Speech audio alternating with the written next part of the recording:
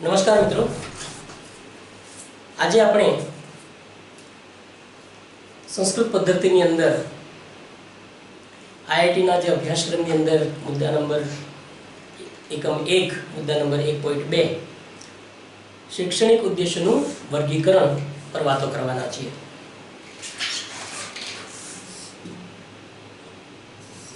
मुद्दा नंबर 1.2 शैक्षणिक उद्देशोનું વર્ગીકરણ।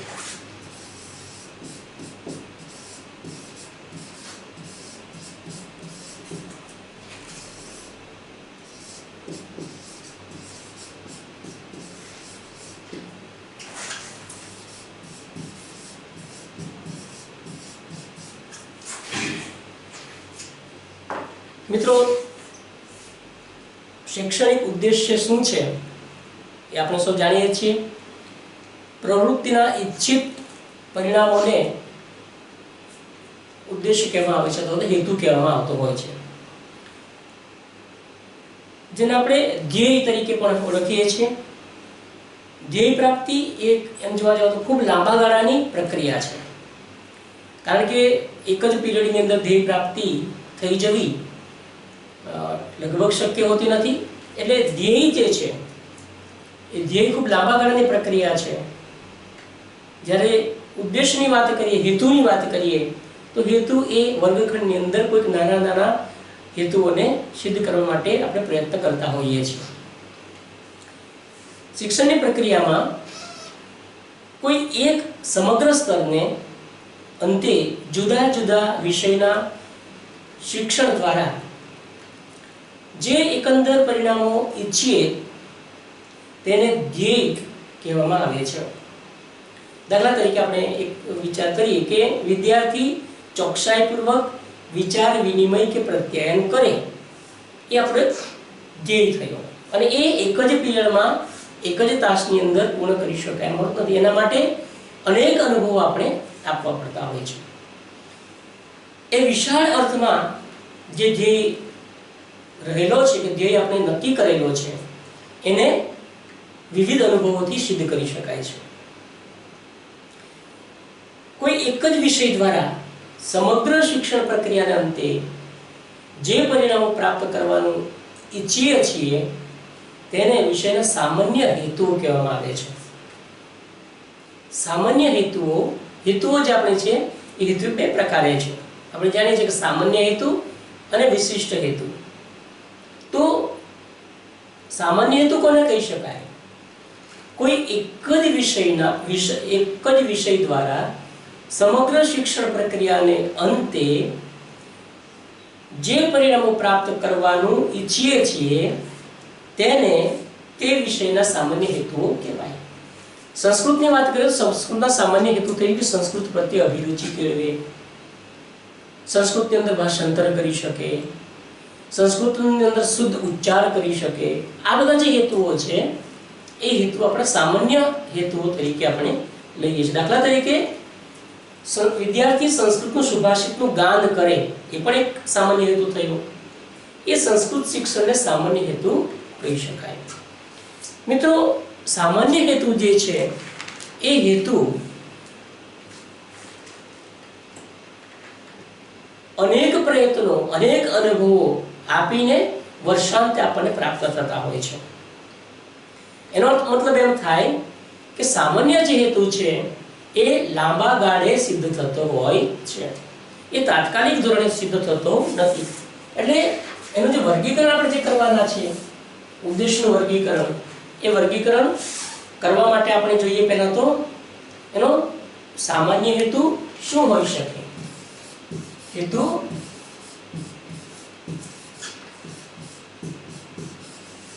तो सामान्य हेतु है। संस्कृत गद्यखंडનું અસરકારક વાંચન કરવાનો સામાન્ય હેતુ છે। તો આપણે જાણીએ છીએ કે અત્યારે સંસ્કૃત છઠ્ઠાથી શરૂ કરીએ છીએ, તો એની વયને ધ્યાનમાં રાખીને, વય કક્ષાને ધ્યાનમાં રાખીને આપણે એને ધીમે ધીમે એનો અનુભવ પૂરા પાડવા જોઈએ। તો એ પોતે જ્યારે 10મા ધોરણમાં પહોંચશે, छठ्ठामां तेटલું શીખે, 7મામાં થોડું શીખે, 8મામાં શીખે, 9મામાં શીખે, 10મામાં શીખે, એટલે કે 4 વર્ષના અંતે એ પોતે સંસ્કૃતની અંદર એના ગદ્યનો જે અસરકારક વાંચવાનો જે સામાન્ય હેતુ છે એ સિદ્ધ કરી શકતો હોય છે. રોજિંદા સંસ્કૃતની અંદર શિક્ષણ દરમિયાન શિક્ષક કોઈ ગદ્યખંડ, કોઈ પદ્યખંડ કે વ્યાકરણનો એકાદ મુદ્દો શીખવે છે. આ ટૂંકા ગાળાનો અધ્યાપન કાર્ય દરમિયાન સામાન્ય હેતુનો એક નાનકડો અંશ જ સિદ્ધ થઈ શકે છે.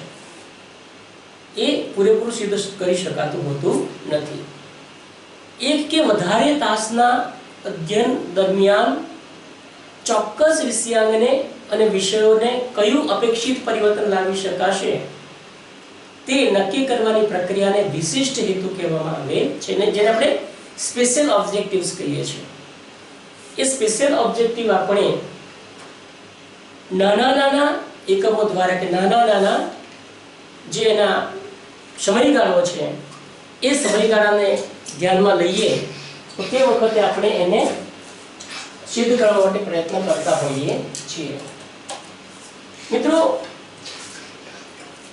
એક કે વધારે તાસના અધ્યાપન દરમિયાન ચોક્કસ વિષયાંગને અને વિદ્યાર્થીએ કયું અપેક્ષિત પરિવર્તન લાવી શકાશે તે નક્કી કરવાની પ્રક્રિયાને વિશિષ્ટ હેતુ કહેવામાં આવે છે. એમાં આપણે વાત કરી તેનો મતલબ એમ થાય કે જ્યારે આપણે પાઠનું આયોજન કરીએ છીએ, વિદ્યાર્થીને ભણાવવા માટેનો આપણે નોંધ તૈયાર કરીએ છીએ, તો તે વખતે વિષયાંગ જે આપણો છે વિષયાંગને અનુરૂપ એ વિશિષ્ટ હેતુ પસંદ કરવાનો થાય છે.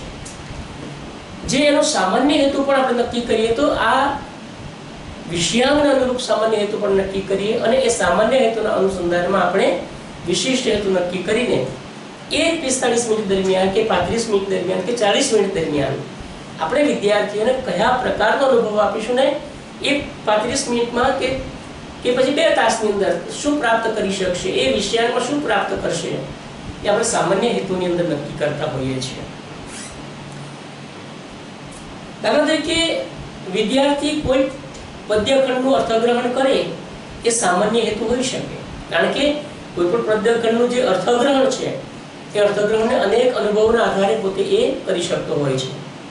શીખેલા પદ્યખંડમાંથી કોઈ 2 શબ્દોના પર્યાય શબ્દો જાણે એ વિશિષ્ટ હેતુ કહેવાય. આખું અર્થગ્રહણ કરે પણ આપણે અધ્યયન અનુભવો જ્યારે પૂરા પાડીએ છીએ તે વખતે એમાં આવતા જે શબ્દો છે એ શબ્દનો સમાનાર્થી શબ્દ જાણી શકે, એ શબ્દનો વિરુદ્ધ શબ્દ જાણી શકે.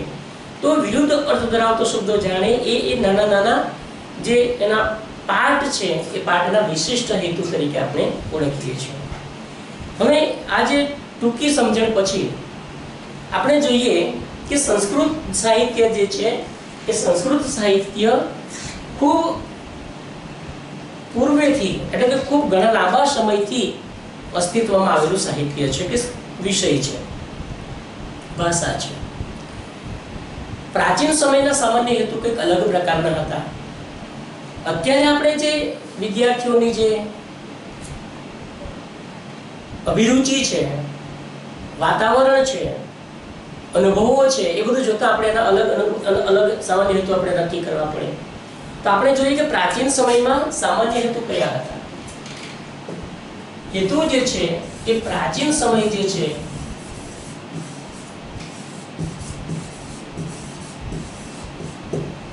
પ્રાચીન સમયની અંદર સામાન્ય હેતુઓ કયા હતા.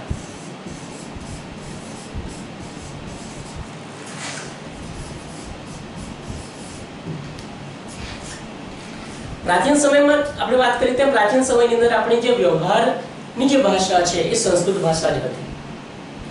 અને જ્યારે વ્યવહારની ભાષા સંસ્કૃત હોય તો તે વખતની અપેક્ષાઓ પણ અલગ પ્રકારની હોય એ સ્વાભાવિક છે. ગુરુકુળની અંદર વિદ્યાર્થીઓને જે ઋષિઓ કંઠસ્થ કરણથી શિક્ષણ આપતા તેના પરિણામે તે સમયે સામાન્ય હેતુ કદાચ આવા હોઈ શકે. તો કે એમનો મુખ્ય હેતુ કયો હોઈ શકે કે એમણે સંસ્કૃત પર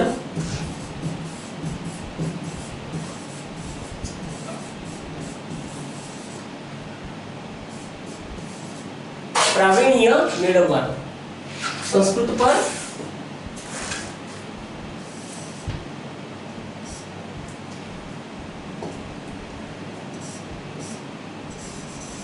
સંસ્કૃત પર પ્રાવીણ્ય મેળવવાનો હેતુ એનો હોઈ શકે।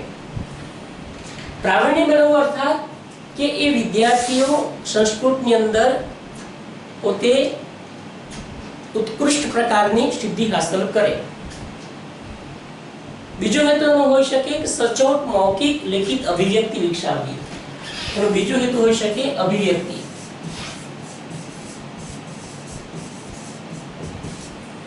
અભિવ્યક્તિ આપણે જાણીએ છીએ કે બે પ્રકાર હોઈ શકે છે,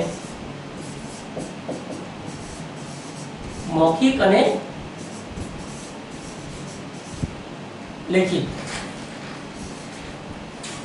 તો એ મૌખિક રીતે પણ ખૂબ સારી રીતે સંસ્કૃતમાં પોતે સંભાષણ કરી શકે અને જે વિચારો છે પોતાના એ વિચારોને લેખિત સ્વરૂપે પણ ખૂબ સારી રીતે પ્રદર્શિત કરી શકે। એ પ્રકારની એનો સામાન્ય હેતુ પ્રાચીન સમયમાં હતો। ત્યાર પછી જોઈએ આપણે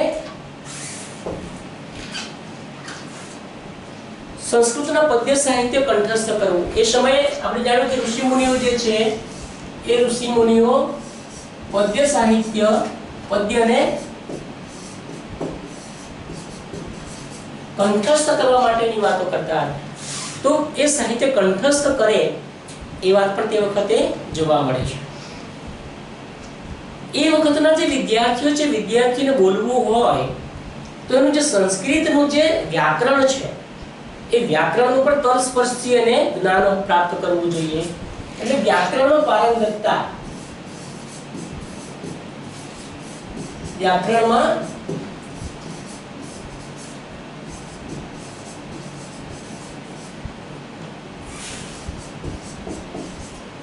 તલસ્પર્શી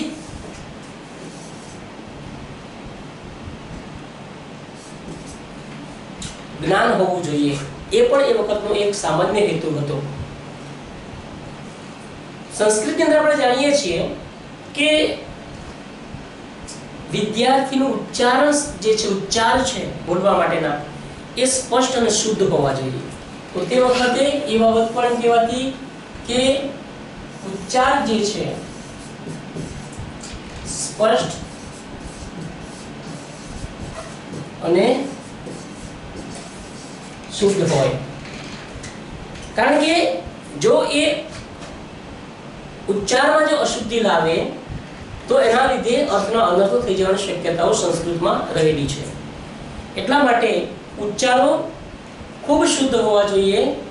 સાથે સાથે એ પોતે છંદબદ્ધ અને લયબદ્ધ મંત્રનું ગાન પણ કરી શકે। એ પણ ઉદ્દેશ હતો તે વખત। કારણ કે મોટે ભાગના જે મંત્રો છે એ મંત્રો કંઠસ્થ કરેલા હોય અને એ કંઠસ્થ કરેલા મંત્રોનું છંદબદ્ધ રીતે અને લયબદ્ધ રીતે ગાન કરવું જોઈએ।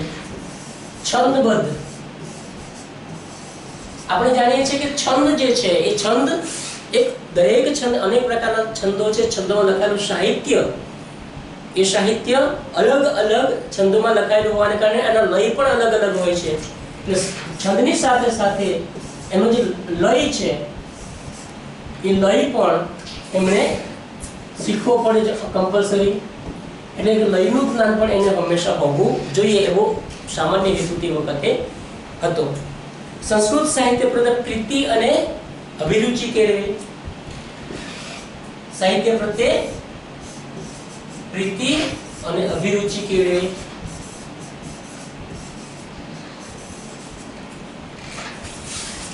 કોઈ પણ વિદ્યાર્થી ત્યારે જ કોઈ પણ વિષયમાં પારંગત બની શકે કે જ્યારે એને જે તે વિષયમાં રુચિ હોય, જે તે વિષયમાં પ્રીતિ હોય, જે તે વિષય એને ગમતો હોય। તો કોઈ પણ સમયગાળો હોય પણ એ વખતે સંસ્કૃતમાં પારંગત બનાવવા માટે કે સંસ્કૃતની અંદર એનું જ્ઞાનનું સંવર્ધન કરવા માટે એ વિષયમાં પ્રીતિ અને અભિરુચિ કેળવે એ પણ એનો ઉદ્દેશ્ય હોવો જ જોઈએ અને એ પ્રકારના શૈક્ષણિક અનુભવ આપણે આપવા પડતા હોય છે। હવે તે વખતની જે પ્રાથમિક કક્ષા જે હતી એ પ્રાથમિક કક્ષાએ આ બધા હેતુઓ નક્કી કરીને એ આધારે લોકો શિક્ષણ કાર્ય આપતા હતા। પણ હવે જોઈએ કે અર્વાચીન સમય એટલે કે અત્યારનો જે સમય છે ત્યાર પછીનો સમય છે એ અર્વાચીન સમયમાં સામાન્ય હેતુઓ અલગ બની ગયા, થોડા જુદા પડ્યા। એનું શું કારણ છે? તો કે આ પ્રાથમિક કક્ષાએ અહીં જે પૂર્વેમાં તમે જોશો તો પૂર્વની અંદર એનું અર્થગ્રહણ છે, એ અર્થગ્રહણ ત્યાં ખૂબ મહત્વનું હતું. કારણ કે અર્થગ્રહણ થાય તો જ એ પોતે સંસ્કૃતની અંદર સમજો છે એમ કહી શકાય. પણ અર્વાચીન સમય જ્યારે આવ્યો છે, અર્વાચીન સમયની અંદર તમે જોશો તો અર્વાચીન સમયમાં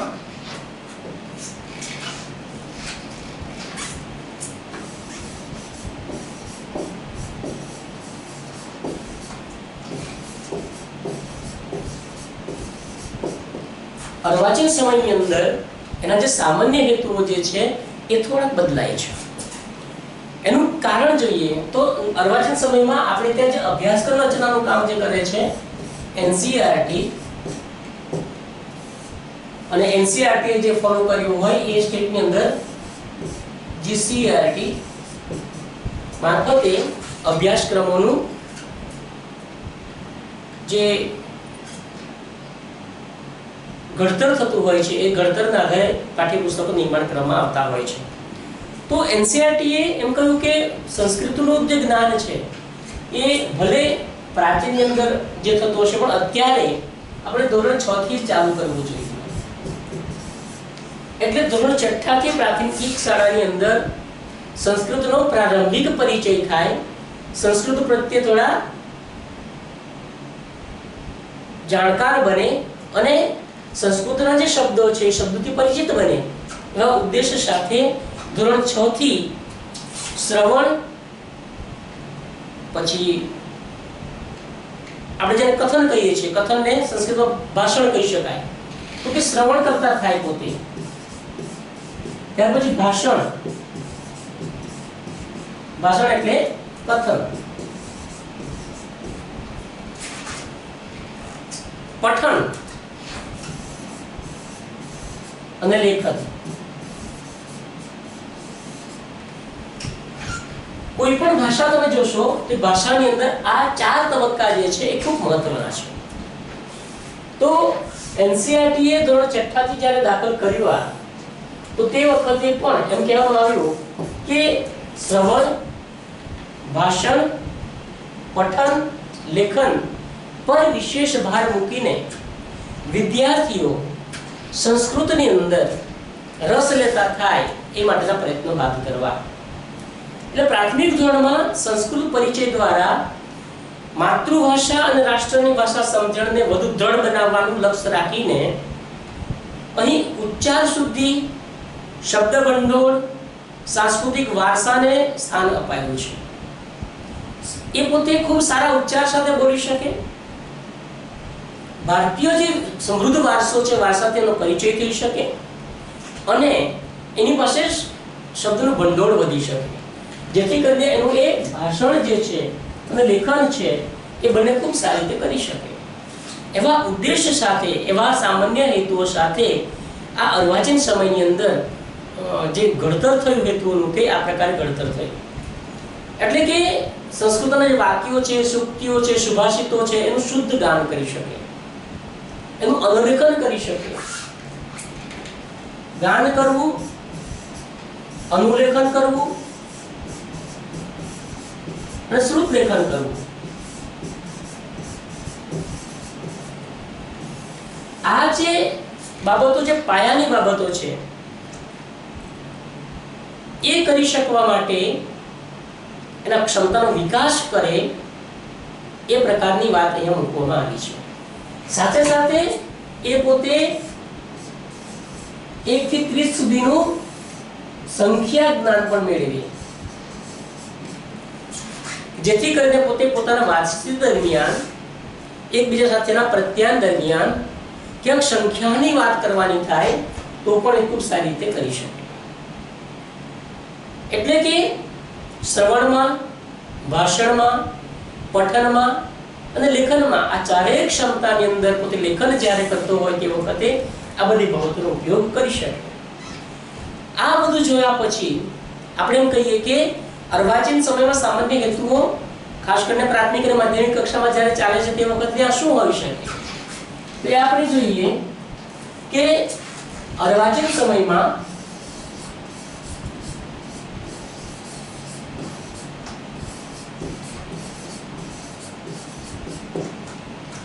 પ્રાથમિક, માધ્યમિક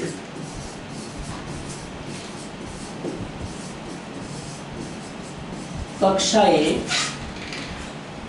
સામાન્ય હેતુઓ કયા?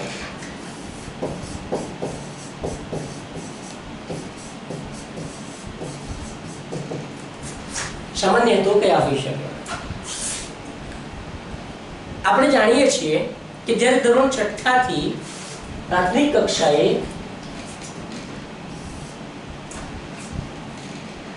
સંસ્કૃતનો અભ્યાસ મુકાયો હોય તે વખતે વિદ્યાર્થીઓ સંસ્કૃતનું પ્રાથમિક જ્ઞાન પ્રાપ્ત કરે એવો સામાન્ય હેતુ અવશ્ય હોઈ શકે.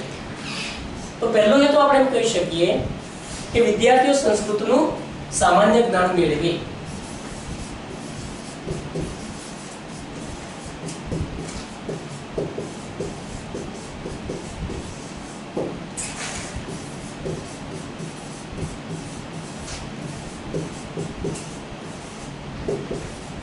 અથવા તો સામાન્ય પ્રાથમિક પરિચય મેળવે, અથવા એમ કહી શકાય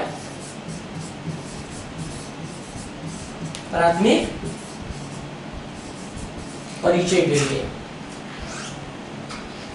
બીજો હેતુ એમ કહી શકાય કે સંસ્કૃતની અંદર કે કોઈ પણ ભાષાની અંદર શુદ્ધ ઉચ્ચાર જે છે એ ખૂબ મહત્વના છે. એટલે એનો બીજો હેતુ આપણે એમ કહી શકીએ કે શુદ્ધ ઉચ્ચાર સાથે સંસ્કૃત વાંચતા શીખે. બે બાબતો અહીંયા મૂકવામાં આવી છે: શુદ્ધ ઉચ્ચાર અને વાચન. શુદ્ધ ઉચ્ચાર સાથે વાચન કરતા શીખે એનો બીજો હેતુ થઈ શકે. એટલે આપણે જ્યારે સામાન્ય હેતુઓ અને વિશિષ્ટ હેતુઓ આપણા પાઠની અંદર લખતા હોઈએ છીએ તે વખતે આ બાબતો ખાસ ધ્યાનમાં રાખવાનું છે કે આપણે જે ગદ્ય બનાવી રહ્યા છીએ એ ગદ્યનો સામાન્ય હેતુ કયો હોઈ શકે. અહીંયા આપણે આ ગદ્ય બનાવતી વખતે વાચન પર ભાર મૂકવાના છીએ. જો વાચન પર ભાર મૂકવાના હોઈએ અથવા તો વાચનનો અનુભવ પૂરો પાડવાના હોઈએ તો આપણો સામાન્ય હેતુ એમ હોઈ શકે કે વિદ્યાર્થીઓ શુદ્ધ ઉચ્ચાર સાથે વાચન કરતા શીખે. એ હેતુ આપણો અવશ્ય હોવો જોઈએ. તો આપણે ધીમે ધીમે વિદ્યાર્થીઓને સંસ્કૃતિની અંદર જે હેતુ સાથે આપણે ભણાવી રહ્યા છીએ એ હેતુથી આપણે શિક્ષણ કાર્ય કરી શકીએ. સમજી લે કે હેતુ જે છે શિક્ષકની સમજણ માટે અતિ આવશ્યક છે. શિક્ષકે સમજીને વિદ્યાર્થીઓને એ હેતુનું અનુસંધાનમાં શિક્ષણ અનુભવ પૂરા પાડવાના છે. એ જ રીતે જોઈએ તો ગદ્ય અને પદ્ય ખંડો નું મૂક વાચન કરવું અને મૂક વાચન કરીને અર્થગ્રહણ કરવાની ક્ષમતા કેળવે એવો પણ એક આશય રહેલો છે. એટલે ત્રીજો હેતુ આપણે એમ કહી શકીએ કે ગદ્ય અને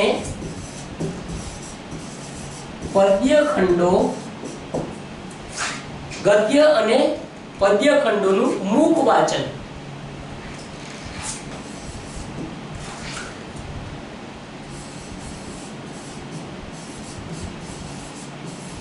મિત્રો અહીંયા તમે જોજો, મૂક વાચન જે છે એ વિદ્યાર્થીઓએ મનમાં વાંચવાની પ્રક્રિયા છે. આપણે સૌ જાણીએ છીએ કે વાચન જે આપણું છે વાચન બે પ્રકારનું છે. એક તો છે મૂક વાચન અને બીજું છે મૂક વાચન. આ મૂક વાચન જે છે એ વિદ્યાર્થી મોટેથી વાંચે જેથી કરીને એના ઉચ્ચારની અંદર જો કોઈ તકલીફ હોય કે મુશ્કેલી પડતી હોય તો તે વિદ્યાર્થી પણ જાણી શકે અને શિક્ષક પણ જાણી શકે. તો આ મૂક વાચન જે છે એ હેતુ અલગ છે, પણ અત્યારે આપણે આપણો જે હેતુ છે તે ગદ્ય અને પદ્ય ખંડોનું મૂક વાચન કરે અને મૂક વાચન દ્વારા એ અર્થગ્રહણની ક્ષમતા મેળવે. આપણો સામાન્ય હેતુ કયો છે? મૂક વાચન દ્વારા અર્થગ્રહણ ની ક્ષમતા મેળવે. અર્થગ્રહણની ક્ષમતા મેળવે, એ આપણો એક હેતુ છે. આગળનો હેતુ જોઈએ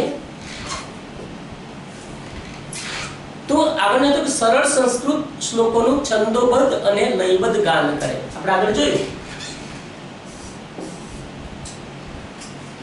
એ અનુસંધાનમાં સરળ સંસ્કૃત શ્લોકોનું, બહુ એકદમ કઠિન હોય તેવા નહીં, પણ સરળ સંસ્કૃત શ્લોકોનું છંદબદ્ધ અથવા તો છંદબદ્ધ અને લયબદ્ધ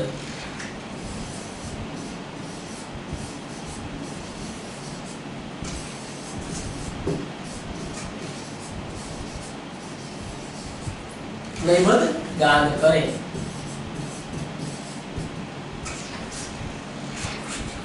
મિત્રો, જ્યાં સુધી શ્લોકોનું લયબદ્ધ રીતે ગાન ન થાય ત્યાં સુધી શ્લોકોને યાદ રાખવા પણ મુશ્કેલ પડતા હોય છે. આપણને ફિલ્મના ગીતો ખૂબ સારી રીતે કંઠસ્થ થઈ જાય છે, મોડે થઈ જાય છે, મોડે ન કરવા છતાં પણ સાંભળી આપણે કંઠસ્થ કરી લઈએ છીએ. એનું કારણ છે કે એ સંગીત સાથે ભળેલું છે, એની અંદર લયબદ્ધતા આવેલી છે અને એના કારણે આપણે સાહજિક રીતે શીખી લઈએ છીએ. છંદ જે છે એ છંદ હરિણી છંદ હોઈ શકે. મોટે ભાગે સંસ્કૃત સાહિત્યમાં લખાયેલા જે મહાકાવ્યો છે એ મહાકાવ્યો અનુષ્ટુપ છંદમાં લખાયેલા છે.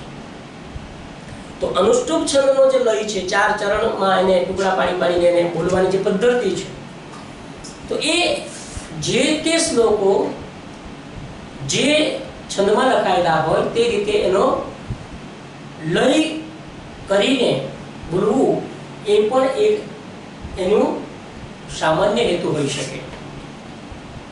બીજો હેતુ હોઈ શકે કે સંસ્કૃતમાં સુલેખન અને શ્રુતલેખન કરી શકે. આ ભાષાનો જે હેતુઓ છે, હેતુ બધામાં આવવાના છે. એ પોતે ગુજરાતી હોય તો ગુજરાતીમાં, પણ આપણે સંસ્કૃતની વાત કરીએ છીએ તો સંસ્કૃતની અંદર સુલેખન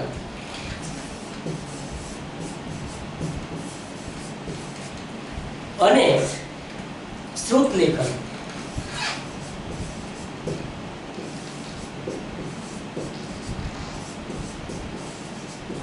કરી શકે.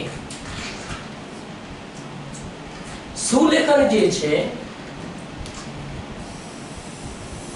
એ પોતે અનુલેખન તરીકે, એટલે કે જોઈને જેવું લખેલું છે એવું, જ્યાં શબ્દ છૂટો પડ્યો છે ત્યાં છૂટો, જ્યાં સામાસિક શબ્દ છે ત્યાં સામાસિક, જેવું લખેલું છે એવું સુંદર અક્ષર લખવાની જે પ્રક્રિયા છે એ સુલેખન છે.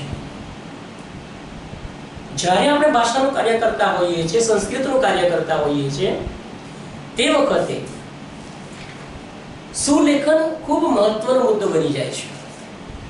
કારણ કે વિદ્યાર્થીની લેખન ક્ષમતા વિકસાવવી હોય તો કોઈ પણ વખત સીધું જ શ્રુતલેખન કરીએ એના પહેલા એનું સુલેખન થાય એ ખૂબ જરૂરી છે.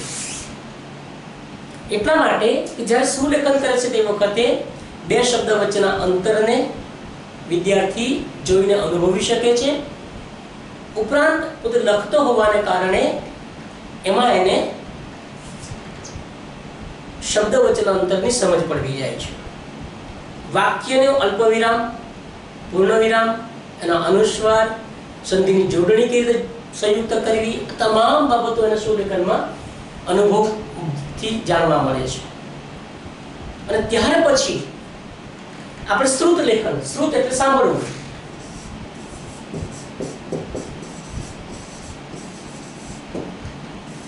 શિક્ષક બોલે અને જે શિક્ષક બોલ્યા છે એ એને સાંભળીને લખવાનું છે, એટલે એને આપણે કહીએ છીએ શ્રુત લેખન.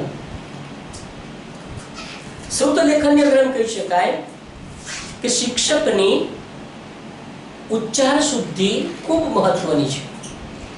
જે પણ શ્રુત લેખન કરાવે એ શ્રુત લેખન કરાવનાર વિદ્યાર્થી હોય તો વિદ્યાર્થી અથવા શિક્ષક હોય તો શિક્ષક, એમની જે શબ્દોના ઉચ્ચાર જે છે એ ખૂબ પ્રોપર રીતે, એટલે કે યોગ્ય રીતે કરવા જોઈએ. તો અહીં આપણો હેતુ એ પણ છે કે સંસ્કૃત નું સુલેખન અને શુદ્ધ લેખન એ કરી શકે એવો હેતુ પણ આપણી પાસે સામાન્ય હેતુ તરીકે આપણે એને લઈ શકીએ છીએ આ અર્વાચીનની અંદર. આગળનો હેતુ છે કે બોલાયેલી સંસ્કૃત ભાષા સાંભળવાની અને સમજવાની ક્ષમતા પ્રાપ્ત કરે. જે સંસ્કૃત ભાષા કોઈ બોલતું હોય તો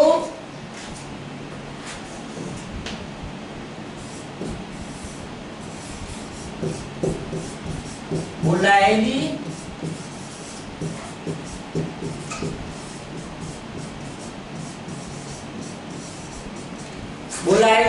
સંસ્કૃત ભાષા સાંભળવાની અને સમજવાની ક્ષમતા પ્રાપ્ત કરે.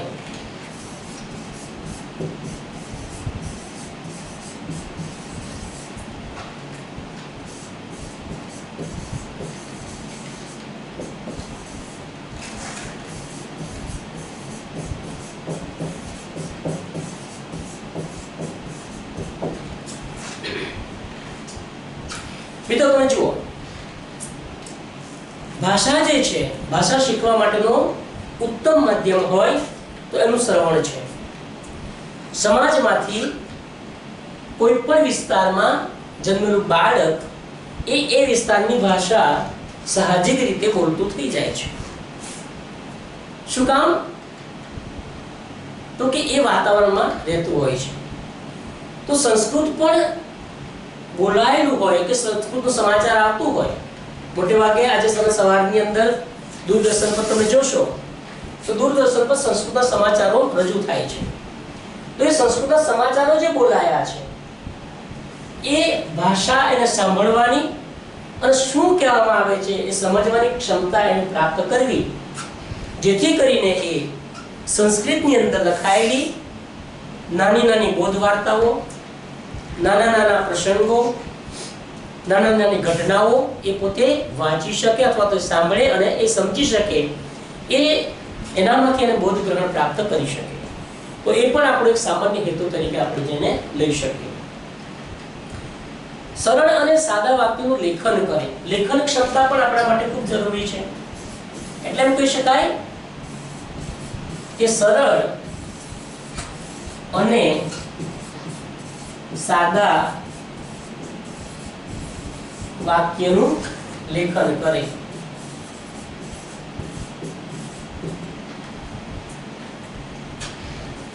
મિત્રો, લેખન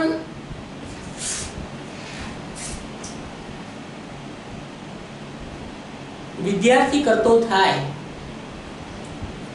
એવા અનુભવો આપવા હોય તો આપણે હવે એ વિચારવું છે જ્યારે આપણે પાઠનોંધ બનાવીએ છીએ તે પાઠનોંધની અંદર આપણે શું કરાવવા માંગીએ છીએ તે પ્રકારે તમારે હેતુ બધા આ હેતુ આપણે નક્કી કર્યા છે. એમાંથી કયા પાઠને કયો હેતુ નક્કી થશે, કયો સામાન્ય હેતુ આપણે સિદ્ધ કરવા માંગીએ છીએ એ હેતુ ત્યાં લખી શકીએ અને એના આધારે જ વિશિષ્ટ હેતુ આપણે નક્કી કરતા હોઈએ છીએ.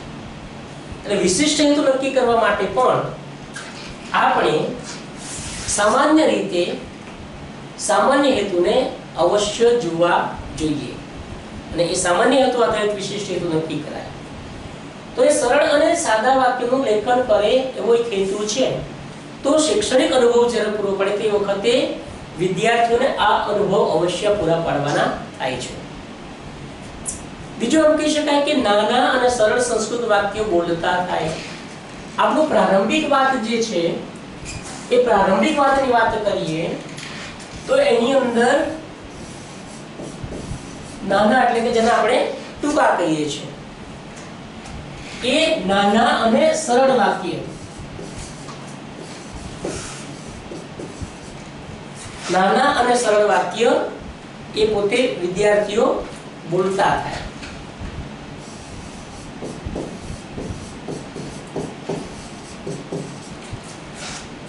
વર્ગખંડની અંદર આપણે વિદ્યાર્થીઓ સાથે સંવાદ પણ એવા નાના નાના વાક્યના અવશ્ય કરવા જોઈએ જેથી કરીને આ હેતુ આપણો સિદ્ધ કરી શકાય.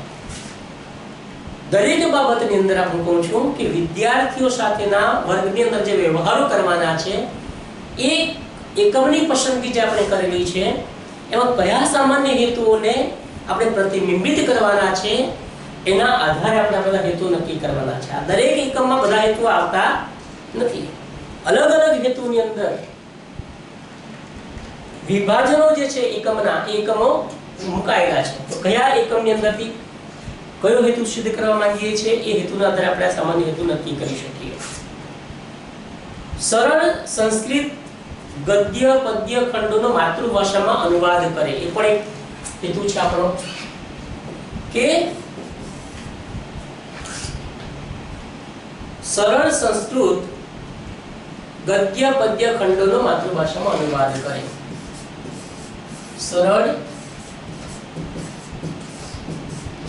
સંસ્કૃત ગદ્ય પદ્ય ખંડોનો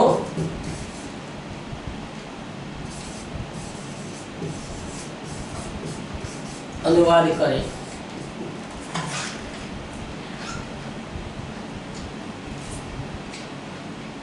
ખરેખર તો વિદ્યાર્થીઓને અનુવાદ ત્યારે જ કરી શકે જ્યારે એ જે તે શબ્દો કે વાક્યોની અર્થગ્રહણ સમજણ હોય. જ્યાં સુધી અર્થગ્રહણની સમજણ નથી આવતી ત્યાં સુધી એ ગદ્યખંડો કે પદ્યખંડોનો અનુવાદ કરી શકતો હોતો નથી. એટલે આપણે શૈક્ષણિક અનુભવ દરમિયાન એવા સરળ સરળ વાક્યનું શું કહેવામાં આવે છે કે કેવી રીતે એનો ઉચ્ચાર કરી શકાય, કેવી રીતે બોલી શકાય, કેવી રીતે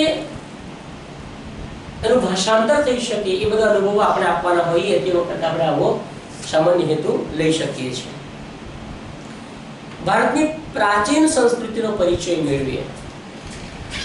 સંસ્કૃત જ્યારે દાખલ કરવામાં આવ્યું તે વખતે પણ આ હેતુ આપણા દેશના જે ઘડવૈયાઓ છે, દેશની જેને ઉન્નતિ ઈચ્છી રહ્યા છે તેમના મગજમાં હતો.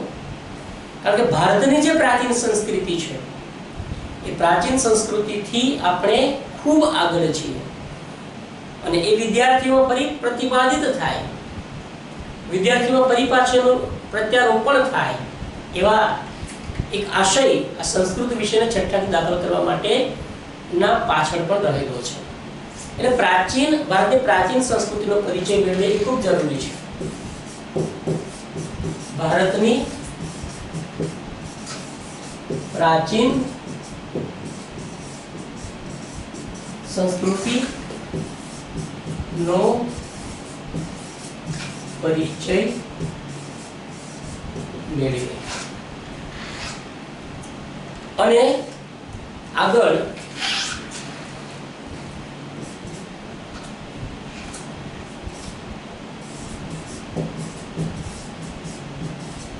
સંસ્કૃત માં રસ લે,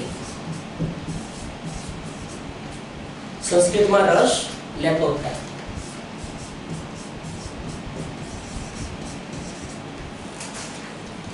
એ પણ એનો એક ઉદ્દેશ્ય છે.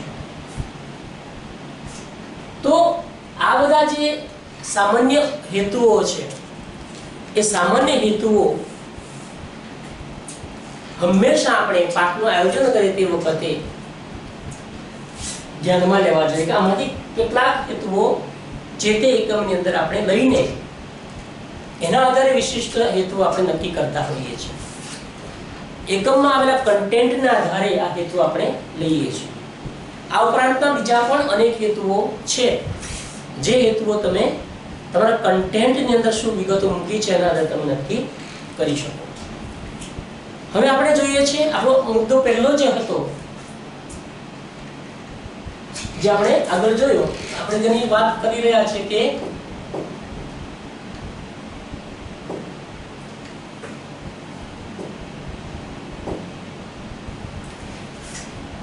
શૈક્ષણિક ઉદ્દેશોનું વર્ગીકરણ. આપણો જે મુખ્ય મુદ્દો જે છે એ શૈક્ષણિક હેતુનું વર્ગીકરણનો મુદ્દો આપણો મુખ્ય છે. એ મુદ્દા સુધી પહોંચવા માટે આપણે જે અર્વાચીન સમયમાં સામાન્ય હેતુઓ હતા તે અને પ્રાચીન સમયમાં જે સામાન્ય હેતુ હતા તે એનો કેટલોક પરિચય આપણને મેળવ્યો. હવે એ હેતુઓના આધારે હવે આપણે જોઈએ કે હેતુનું વર્ગીકરણ કેવી રીતે કરી શકાય. આપણો મુખ્ય મુદ્દો જે શૈક્ષણિક ઉદ્દેશ્ય, શૈક્ષણિક હેતુઓનું વર્ગીકરણ કેવી રીતે કરી શકાય એ આપણે હવે જોવાના છે. તો આપણે જોઈએ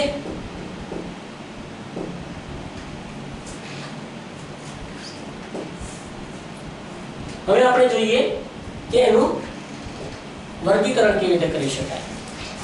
એટલે આપણો મુખ્ય મુદ્દો હવે આવે છે હેતુનું વર્ગીકરણ.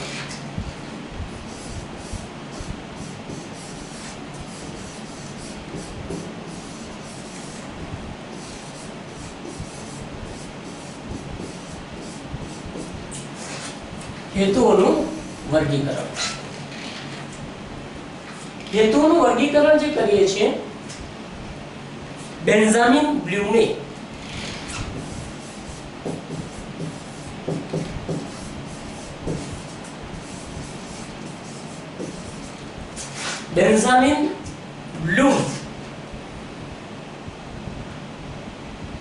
એમણે એમ કહ્યું છે કે શિક્ષણના હેતુઓનું વર્ગીકરણ સામાન્ય રીતે 3 ભાગમાં કરવામાં આવે છે. બેન્જામિન બ્લૂમે શું કહ્યું છે? બ્લૂમે કે શિક્ષણના હેતુઓનું વર્ગીકરણ સામાન્ય રીતે 3 રીતે કરવામાં આવે છે. પહેલું જે છે એનું જ્ઞાનાત્મક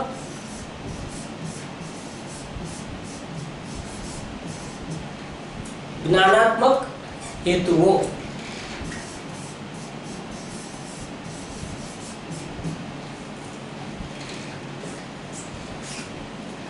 બીજું છે ભાવાત્મક હેતુઓ.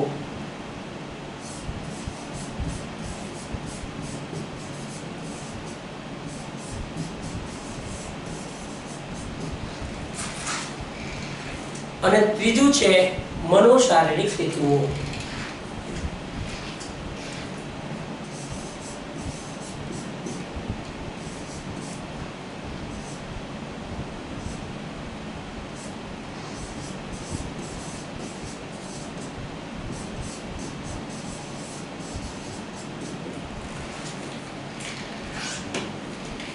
બેન્જામિન બ્લૂમે આ 3 પ્રકારના વર્ગીકરણો બતાવ્યા છે.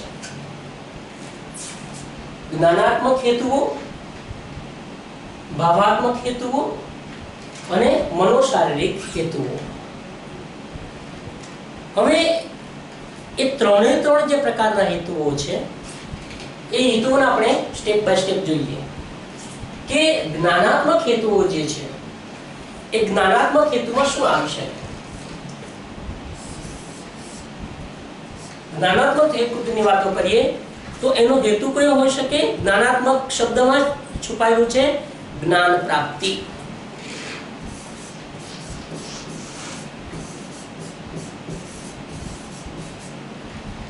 જ્ઞાન પ્રાપ્તિ એનો હેતુ હોઈ શકે કે હેતુ છે.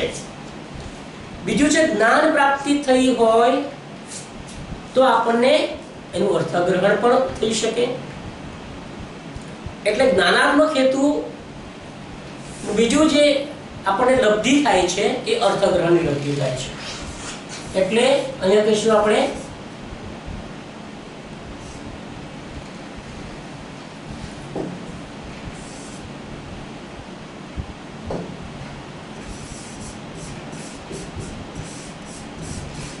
અર્થગ્રહણ. અર્થગ્રહણ થાય, સમજણ થઈ જાય એટલે આપણને એનો વ્યવહારમાં ઉપયોગ કરવાનો આવડે. આપણે સારું બોલી શકીએ, સારું લખી શકીએ, એકબીજાના વિચારનું આદાન પ્રદાન કરી શકીએ. એટલે આ જ્ઞાનાત્મક હેતુનો જે પેટા વિભાગ કહી શકાય એનું એમ કહી શકાય કે એનું ઉપયોજન કરવું. જે જ્ઞાન મળ્યું છે એનું ઉપયોજન, વ્યવહારમાં એનો ઉપયોગ કરવો. ઉપયોગ તો કરીએ જ, સાથે સાથે જે જ્ઞાન મળ્યું છે એ જ્ઞાનનું વિશ્લેષણ કરવું.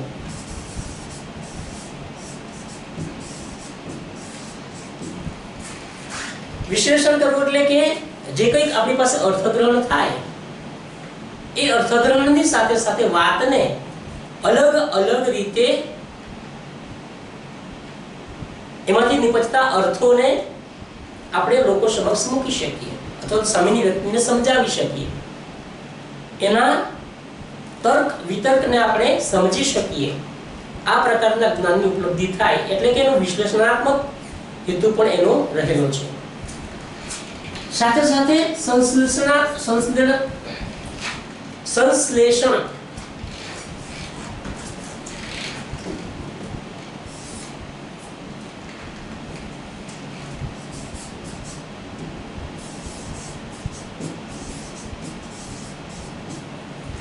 વિશ્લેષણની સાથે સંશ્લેષણ એટલે કે એના હૃદયની અંદર ઉતારવાની વાતો છે. એ જે કંઈ જ્ઞાન મેળવ્યું છે એ જ્ઞાનને ખૂબ સારી રીતે એને હૃદયસ્થ કર્યું છે. હૃદયસ્થ કરવાની વાત એટલે કે એને સમજણ કેળવી છે, એની અંદર પોતે પ્રક્રિયાઓ કરી શકે, એમાંથી કંઈક સર્જન કરી શકે એવી ક્ષમતા મેળવવાની વાત જે છે એ સંશ્લેષણ હેતુ હોઈ શકે એનો. અને આગળ જે છે મૂલ્યાંકન, જાતે પોતાના સમજણ વિશેનું મૂલ્યાંકન કરતા થાય. મૂલ્યાંકનનો પણ હેતુ આ જ્ઞાન પ્રાપ્તિનો, જેથી કરીને જ્ઞાન પ્રાપ્ત થયું છે એ ખરેખર ક્યાં સુધી પ્રાપ્ત થયું છે તે અહીંયા કહી શકાય. આમ જ્ઞાનાત્મક હેતુઓ જે છે એના પેટા હેતુઓની વાત કરીએ આપણે, વિશ્લેષણ કરવા માટે એની ખૂબ જરૂરિયાત પડશે આપણને. એટલે બેન્ઝામિને જે વર્ગીકરણ બતાવ્યું છે એના મુખ્ય 3 બાબતો બતાવી છે. એક બતાવી છે જ્ઞાનાત્મક, બીજું બતાવ્યું છે ભાવાત્મક, અને ત્રીજું જે બતાવ્યું છે તે મનોશારીરિક હેતુઓ. એમાંથી આપણે જ્ઞાનાત્મક હેતુઓ જે છે એ જ્ઞાનાત્મક હેતુઓના બીજા 6 પેટા પ્રકારો આપણે જોયા. એક છે જ્ઞાન પ્રાપ્તિનો હેતુ, બીજું છે અર્થગ્રહણનો હેતુ, ત્રીજું છે ઉપયોજનનો હેતુ, ચોથું થશે આપણું વિશ્લેષણનો હેતુ, પાંચમું થશે સંશ્લેષણનો હેતુ, અને છઠ્ઠું થયું મૂલ્યાંકનનો હેતુ. આમ જ્ઞાનાત્મક હેતુઓના બીજા 6 હેતુઓ, પેટા હેતુઓ આપણને મળે છે. હવે હજી આપણી સમજણ વર્ગીકરણ કરવા પૂર્વેની છે. એટલે આપણે પહેલા તો એનું મુખ્ય 3 જે વર્ગીકૃત વિભાગો છે તેના પેટા વિભાગો છે એ સમજી રહ્યા છે.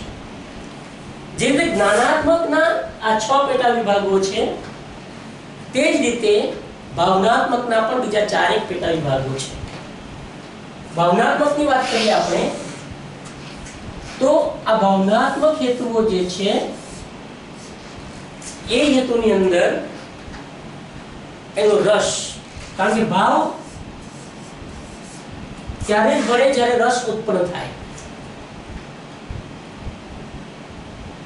એનું જે ભાવ જગત છે એ ભાવ જગતને જો પ્રફુલ્લિત બનાવવું હોય તો એને રસયુક્ત કાર્ય આપવું પડે. એને ભાવ જગતમાં સંસ્કૃતને પ્રસ્થાપિત કરવું હોય તો સંસ્કૃતમાં એને રસ લેતા કરવા પડે. સંસ્કૃતનો શ્લોકનું ગાન કરવામાં એને ખૂબ રસ પડવો જોઈએ તો એનું ભાવ જગત પ્રફુલ્લિત બની શકે. એટલા માટે એનો પહેલો જે હેતુ છે એ રસનો હેતુ છે કે રસ ઉત્પન્ન કરવા માટે પ્રવૃત્ત બનાવવું જોઈએ. બીજું છે રુચિ. રુચિ એટલે એને એ ગમવું જોઈએ, એ કાર્ય કરવા માટે એને તત્પર બનવું પડે, તત્પરતા એનામાં આવવી જોઈએ. એ થયું રુચિ. ત્રીજું છે ગમા અણગમા.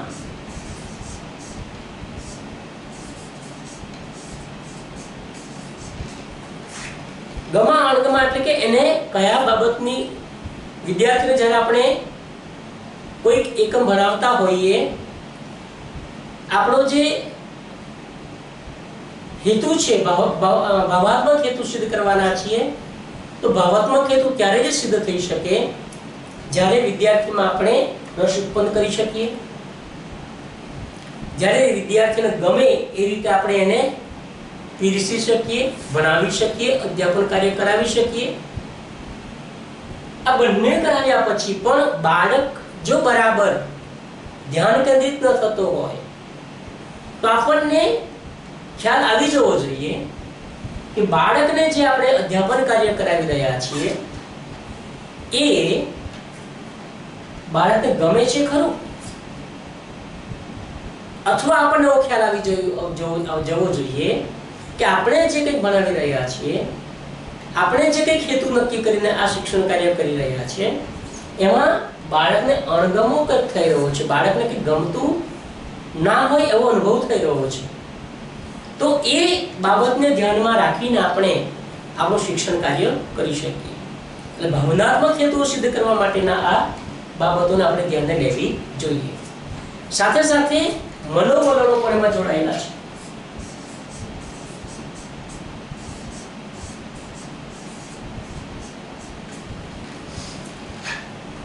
મનોવલણો એટલે કે એની માનસિકતાઓ, એના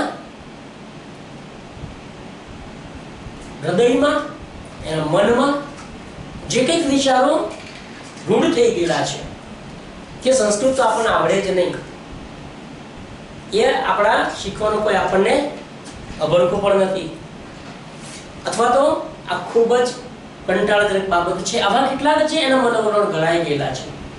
એ મનોવલણો પણ જાણવા જોઈએ, જેના આધારે એ મનોવલણો તોડીને આપણે એનું ભાવાત્મક હેતુ જે સિદ્ધ કરવા પ્રયત્ન કરવાના છીએ તે હેતુ આપણે સિદ્ધ કરી શકીએ. તો આ બધી બાબતોને ધ્યાનમાં રાખીને આપણે ભાવાત્મક હેતુ સિદ્ધ કરવા માટેના પ્રયત્નો શૈક્ષણિક અધ્યયન અધ્યાપનની પ્રવૃત્તિ દરમિયાન હાથ ધરવા જોઈએ. એ જ રીતે ત્રીજું વર્ગીકરણ છે આપણું મનોશારીરિક હેતુઓ. એના મનોશારીરિક હેતુઓ જે છે એ મનોશારીરિક હેતુઓ માટે એમ કહી શકાય કે શારીરિક અંગ ઉપાંગોના હલનચલન કરાવવા. શું કહ્યું છે કે શારીરિક અંગ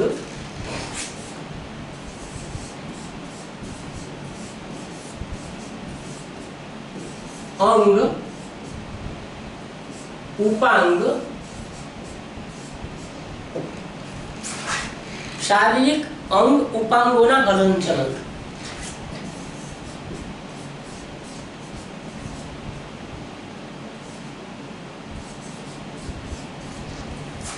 શારીરિક અંગ ઉપાંગોના હલનચલન એનો મતલબ શું થાય?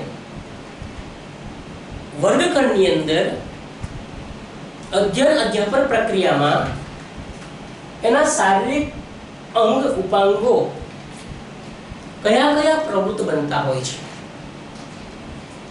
સામાન્ય રીતે જોવા જઈએ તો સંસ્કૃતની અંદર આપણે સુલેખન કરાવવું હોય, અનુલેખન કરાવવું હોય તો એના જે આંગળીઓ છે, હાથ છે અને હાથની આંગળીઓ છે એનું જે હલનચલન, એનું જે છે શારીરિક અંગ ઉપાંગોનું હલનચલન જે છે એ હલનચલનને કેળવીને ખૂબ સારું સુલેખન એને કરાવી શકાય. શ્રુતલેખન કરાવવાનું છે તો એના જે કર્ણેન્દ્રિય છે, એના કાન જે છે એ કાનને સુસ્પષ્ટ રીતે સાંભળી શકાય એ રીતે એને શ્રુતનો એટલે સાંભળી શકે એ પ્રકારનો અનુભવ પૂરો પાડવાનો થાય. એ પોતે સંસ્કૃત વ્યાકરણ સમજી શકે એ માટે એનો જે નેત્ર ઇન્દ્રિય છે, આંખ છે, એ આંખથી પોતે વિદ્યાર્થી અને શિક્ષક બંનેનું જે સાયુજ્ય છે, બંનેનું જે સમજણ છે એ સમજણ કેળવી શકે એ માટેના બધા અનુભવોની વાત મનોશારીરિક હેતુની અંદર આપણે લઈ શકીએ. આ જે બધી બાબતો છે એકબીજા સાથે જોડાયેલી બાબતો છે, પણ જ્યારે આપણે હેતુનું વર્ગીકરણ કરીએ તે વખતે આપણને ચોક્કસ ખ્યાલ હોવો જોઈએ કે આપણે આ સુભાષિતની રજૂઆત દરમિયાન કઈ બાબત ધ્યાનમાં રાખીશું. ગદ્યનું અર્થગ્રહણ કરાવવાનું છે એવું સામાન્ય હેતુ આપણે નક્કી કર્યો છે, તો શું બાબત ધ્યાનમાં રાખીશું? એ તમામ બાબતો આપણે વર્ગીકરણની અંદર આપણા મસ્તિષ્કમાં શિક્ષક તરીકે આપણે ખબર હોવી જોઈએ કે હવે આ સ્થિતિ થઈ રહી છે, તો મારી જે અધ્યાપનની જે ટેવ છે એ ટેવ મારે કેવી રીતે વિકસાવવી. તો એ બધા અનુભવો વિદ્યાર્થી અને શિક્ષક વર્ગખંડ પ્રક્રિયામાં કરતો હોય છે.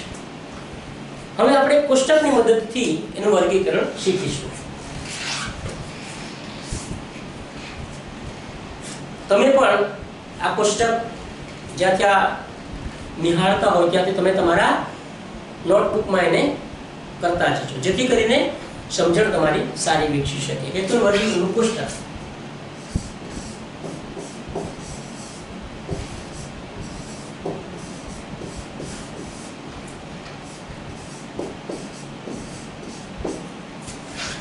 કોષ્ટક બનાવીએ આપણે. ક્રમ, સામાન્ય હેતુઓ, હેતુનું ક્ષેત્ર અને હેતુનું સ્તર.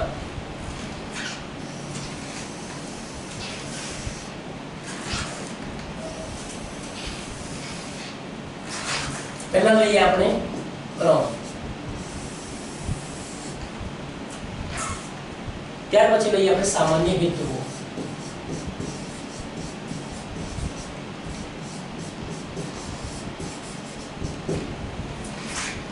ત્યાર પછી આપણે લખીએ હેતુનું ક્ષેત્ર,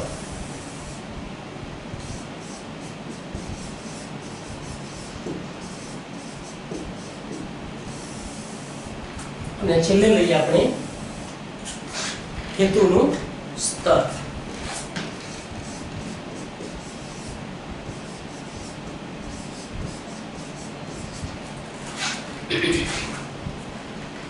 અત્યાર સુધી આપણે સામાન્ય હેતુ વિશેની વાતો શીખી ગયા છીએ. કયા કયા સામાન્ય હેતુ હોઈ શકે, એ સામાન્ય હેતુમાંથી જ કેટલાક હેતુ આપણે લઈને આ હેતુનું વર્ગીકરણ કરવાની પ્રક્રિયાને સમજીએ. પહેલો હેતુ આપણે એમ લઈએ કે વિદ્યાર્થી સંસ્કૃત ભાષાથી પરિચિત થાય. પહેલો હેતુ આપણે શું લીધો છે કે વિદ્યાર્થી સંસ્કૃત ભાષાથી પરિચિત થાય.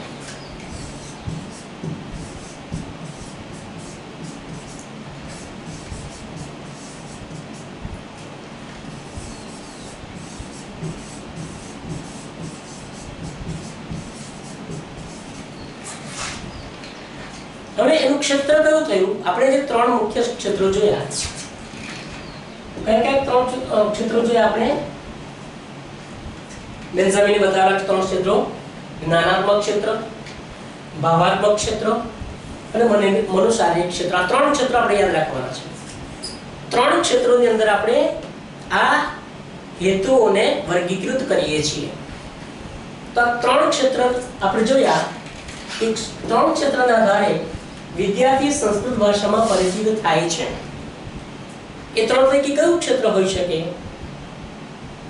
સંસ્કૃત ભાષાથી પરિચિત થાય છે એનો મતલબ એમ થાય છે કે એ જ્ઞાનાત્મક જ્ઞાન પ્રાપ્તિ કરે છે તો જ માહિતગાર થઈ શકે. એટલે એ જે ક્ષેત્ર છે એનું કયું થશે? જ્ઞાનાત્મક. એટલે એ લખીશું આપણે જ્ઞાનાત્મક. હવે હેતુનું સ્તર એટલે કે હેતુ કયા સ્તરે વિરાજમાન છે, એટલે કે હેતુ આપણને શું કહી રહ્યો છે. એટલે આપણે જે પેટા એના હેતુઓ જોઈલા, જ્ઞાનાત્મકની અંદર પેટા હેતુઓ આપણે જોયા. કયા પેટા હેતુઓ જોયા?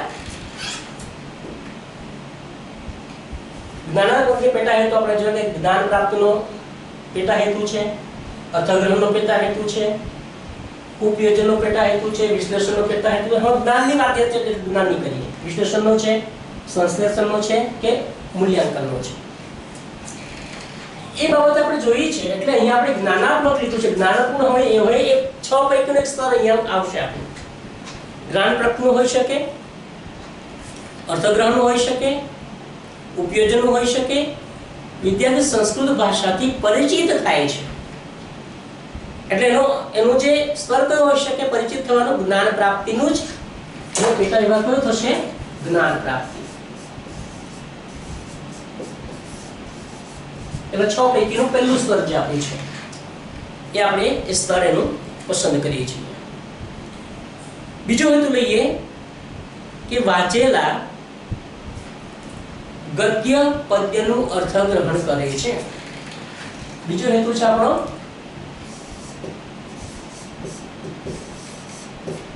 વાંચેલા ગદ્ય પદ્યનું અર્થગ્રહણ કરે છે. આપણો હેતુ થયો. ક્ષેત્ર કયું હોઈ શકે?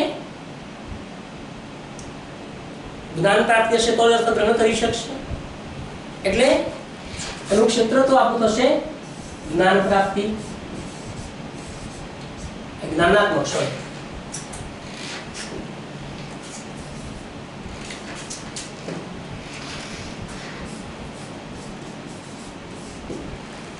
જ્ઞાનાત્મક ક્ષેત્ર થયું એનું. હવે ફરી જુઓ આપણા જે સ્તર જ્ઞાનાત્મક જે હેતુઓ છે એના 6 સ્તર અલગ અલગ છે. કયા છે? જ્ઞાન પ્રાપ્તિ. જ્ઞાન પ્રાપ્તિ થશે વાંચેલા ગદ્ય પદ્યનું અર્થગ્રહણ કરે છે. આપણો એનો બીજો જ સ્તર છે, બીજો જ પેટા વિભાગ છે અર્થગ્રહણ. તો સીધી વાત છે કે જે કે ગદ્ય પદ્યનું અર્થગ્રહણ કરે છે એટલે અહીંયા હેતુનું સ્તર શું આવશે? અર્થગ્રહણ.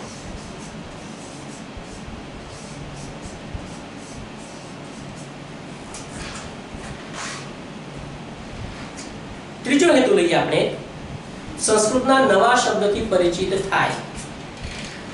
ત્રીજો જે હેતુ જે આપણો છે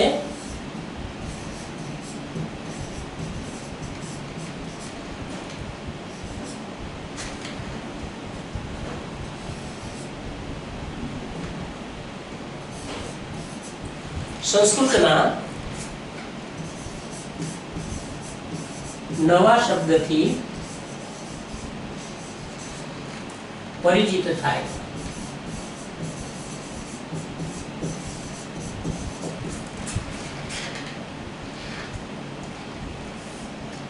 શબ્દથી ક્યારે પરિચિત થશે? જ્ઞાન પ્રાપ્તિનો હેતુ નથી અહીંયા.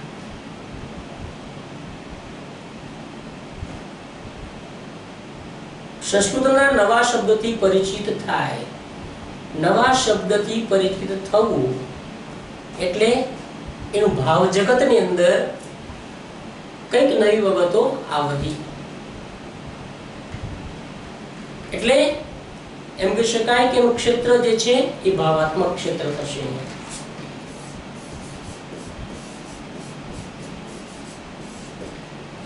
ભાવાત્મક ક્ષેત્રની અંદર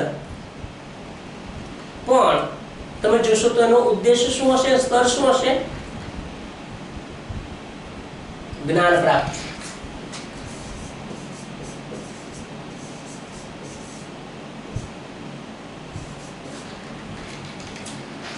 જ્ઞાન પ્રાપ્તિ એનું સ્તર હશે. જ્ઞાન તો પ્રાપ્ત કરવાનું જ છે પણ ભાવાત્મક રીતે પોતે એને જ્ઞાન પ્રાપ્ત કરશે.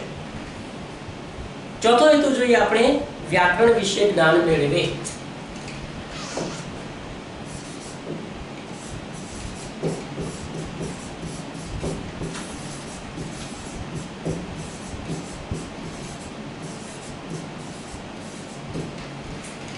વ્યાકરણ વિશે જ્ઞાન મેળવે.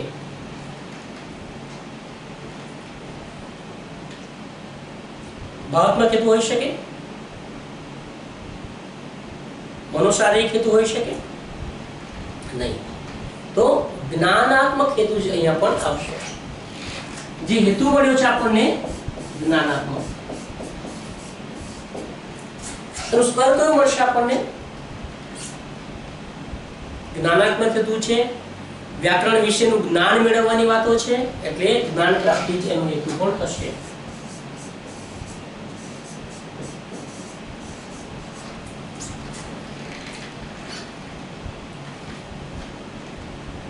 પાંચમો હેતુ છે સંસ્કૃતમાં અભિવ્યક્તિ કરી શકે।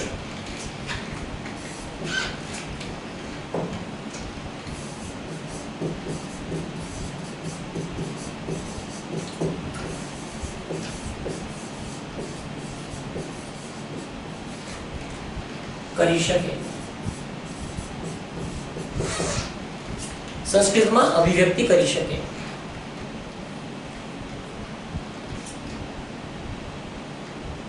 હેતુ જે ક્ષેત્ર છે એ જ્ઞાનાત્મક થશે અહીંયા પણ, અને એનું જે સ્તર છે સંસ્કૃતમાં અભિવ્યક્તિ કરી શકે। અભિવ્યક્ત ત્યારે કરી શકશે જે વખતે જો એને આત્મસાત કરેલો હશે તો। જ્યાં સુધી આપણી પાસે શબ્દ ભંડોળ ના હોય, જ્યાં સુધી આપણી પાસે સમજણ ના હોય, જ્યાં સુધી આપણી પાસે અર્થગ્રહણ ના હોય, ત્યાં સુધી આપણે એની અભિવ્યક્તિ કરી શકતા નથી। એટલે એનો મતલબ એમ થાય કે એને હૃદયસ્થ કરેલું હોવું જોઈએ,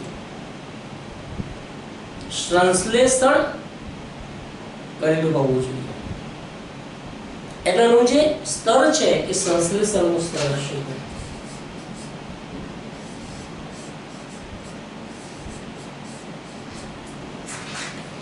એને હૃદયનું કરેલું હોવું જોઈએ, તો એ પોતે વિદ્યાર્થી પોતે સારી રીતે અભિવ્યક્તિ કરી શકશે। સાતમું જોઈએ આપણે,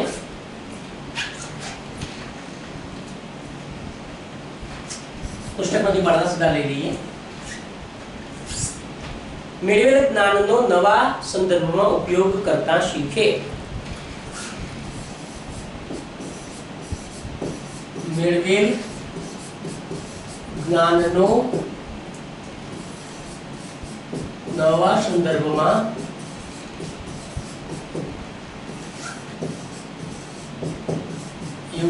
ઉપયોગ કરતા શીખે।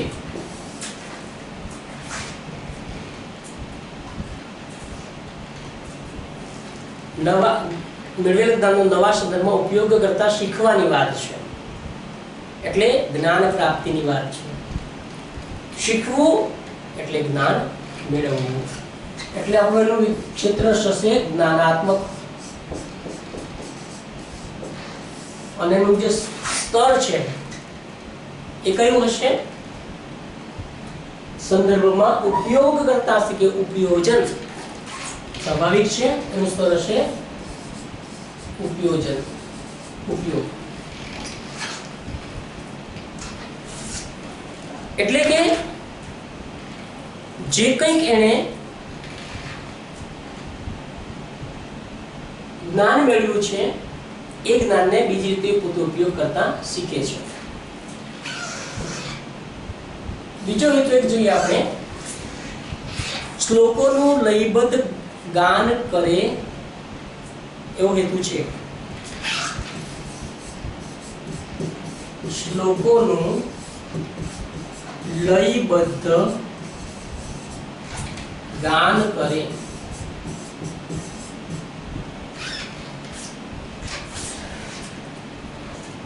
લયબદ્ધ ગાન કરે છે એટલે કે એનામાં ગાન કરવાનું કૌશલ્ય હસ્તગત થયેલું હોય તો એ કરી શકે। એનો મતલબ એમ થાય કે આ જે છે ક્ષેત્ર, કેટલાક ક્ષેત્ર એવા છે કે જેની અંદર ક્ષેત્ર અને એનું જે સ્તર છે એ કોમન થઈ જાય છે। તો અહીંયા શ્લોકોનું લયબદ્ધ ગાન કરી શકે કરે એવો હેતુ છે, તો મનોશારીરિક કૌશલ્ય પ્રાપ્ત કરેલું હશે એને।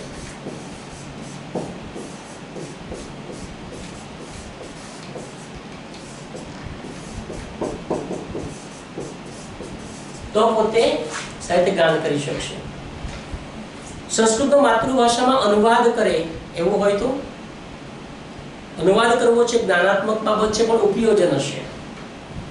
સંસ્કૃત સાહિત્ય પ્રત્યે અભિરુચિ કેળવી શકે મતલબ એ પોતે ભાવાત્મક બાબત છે, એ અનુભૂતિ કરી શકે, એનું સ્તર છે અનુભૂતિનું. સંસ્કૃત ગદ્યનું સુંદર અનુલેખન કરતા શીખે, એ મનોશારીરિક અનુલેખન કરવાને હાથના વળાંકો પંગોની વાતો છે. મનોશારીરિક કૌશલ્ય હસ્તગત કરવું તો કરી શકે. સરળ સંસ્કૃત સાંભળીને લખવાની કુશળતા કેળવે, એ લેખન કૌશલ્ય વાત છે, પણ મનોશારીરિક કૌશલ્ય હોય તો કરી શકાય. આમ આપણે હેતુઓનું જે વર્ગીકરણ છે, આ અલગ અલગ રીતે વર્ગીકરણ કેવી રીતે કરી શકાય તે બાબતો અત્યારે આપણે શીખી. અહીંયા આપણો મુદ્દો જે છે 2.2 એ મુદ્દો આપણો પૂરો થાય છે. હવે આપણે નવો મુદ્દો છે 1.3 કે સામાન્ય હેતુઓ અને વિશિષ્ટ હેતુઓ વિશે જાણે, એ આપણે નેક્સ્ટ વિડીયોમાં જોઈશું. અહીંયા આપણે વિરામ લઈએ. આશા રાખું કે તમને હેતુઓ અને હેતુઓના વર્ગીકરણ બાબતેની જે સમજણ છે એ સમજણ આપણને વિકસી હશે અને તમે શિક્ષણ કાર્ય દરમિયાન, વર્ગ શિક્ષણ કાર્ય દરમિયાન એનો તમે ઉપયોગ સારી રીતે કરી શકશો. તો અહીંયા આપણે અટકીએ છીએ. પુનઃ પાછા આપણે ટૂંક સમયમાં મુદ્દા નંબર 1.3 ની ચર્ચા કરવા માટે મળીશું. અસ્તુ.